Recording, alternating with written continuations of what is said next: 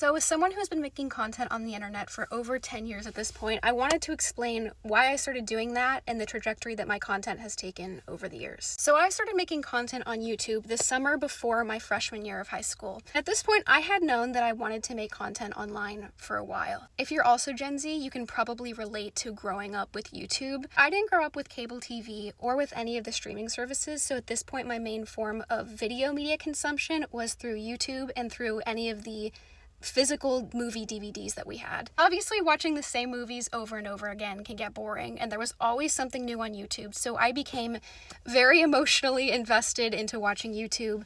I had a couple of select YouTubers, which were my favorite YouTubers. I would check every day to see if they posted new videos.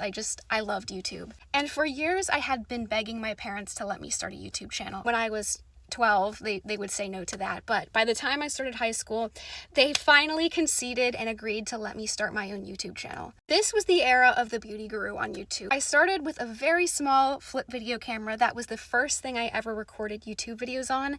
The quality was terrible. The dimensions were not even the correct dimensions for YouTube, and I edited these videos on Windows Movie Maker, which was the free video editing software that came with the computer I had. I will say, Windows Movie Maker is the worst video editing software I have ever used to date. In effect, the resources I had to work with were very limited. So I'm posting fashion and beauty videos at the time. I would post lookbooks, I would post my makeup routine. What's in my bag videos were very common back then.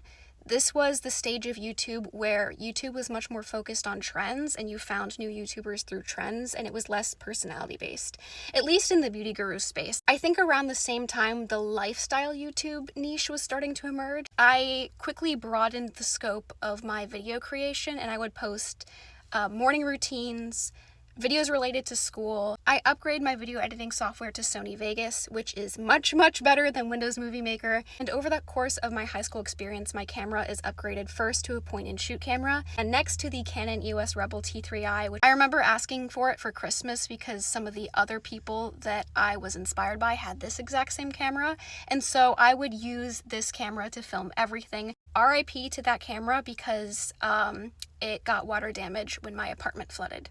3 times. College is where I kind of halted making YouTube videos for a bit just because I simply did not have the time. So for a couple years there, I was not posting on my YouTube channel. YouTube was the best form of creative expression I had ever had access to. When I was younger, around 10 and 11, before I started YouTube, I would do a lot of community theater. I was involved in school plays, and I took a couple of dance classes, so I very much enjoyed the performing arts, and I used to write a lot when I was younger. And coming from someone who used to have such a heavy involvement in the performing arts, YouTube was like a godsend. I loved planning the videos, I loved filming them, I loved editing them, and the best part for me was when I finally wrapped up the entire video and I saw my creative vision finally come to life. When the pandemic started, I very quickly saw my opportunity where I had more free time to start creating YouTube videos again, and school went back to in person. I found it a lot more difficult to create YouTube videos because I didn't have that much free time anymore. So I found that I could creatively express myself in short form videos, and that was so much easier for me to record and to edit. I was also dealing with really bad insomnia and also very severe anxiety during most of my time in college. If you've ever had insomnia, you know exactly what I'm talking about, but it makes it so much harder to learn and to retain information.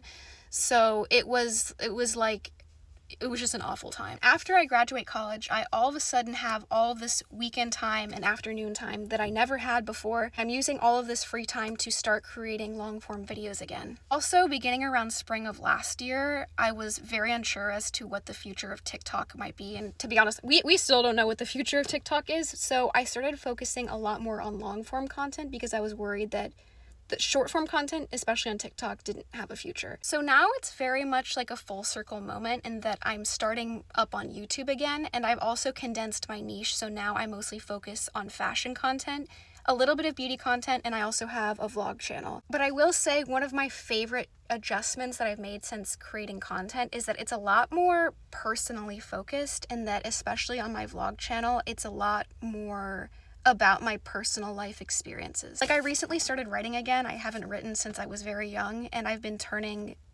these pieces of writing into videos, which I've found very creatively fulfilling. And that is the full story. Thank you for watching. If you're still here, I know this was long.